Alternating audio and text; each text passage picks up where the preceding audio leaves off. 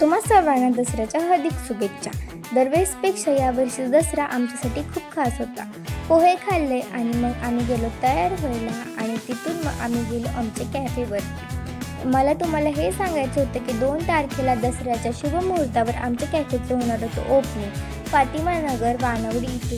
तिथे गेल्यावर आम्हाला एवढं छान वाटत होतं आणि मग आम्ही माळा लावून घेतल्या, हार घातला, छानपैकी पूजा केली आणि मग त्याच्यानंतर माझ्या भावांनी केलं होतं बलूनचं डेकोरेशन तेवढं छान झालं होतं. आणि डेकोरेशन केल्यानंतर आम्ही थोड्या वेळ बसलो आणि मम्मी पप्पांनी दीदी आणि माझ्या हातूनच रिबिन कापायची असं ठरवलं. रिबिन कापल्यानंतर एवढं प्राऊड फील होत होतं आणि एवढी इमोशनल मुवमेंट बनली होती ती आमच्यासाठी.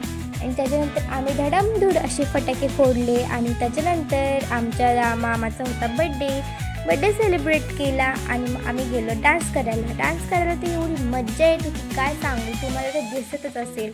आणि त्याच्यानंतर आम्ही चर्चा करत होतो आज कसं वाटलं, छान वाटलं, असं तसं. भेटू मग उद्या.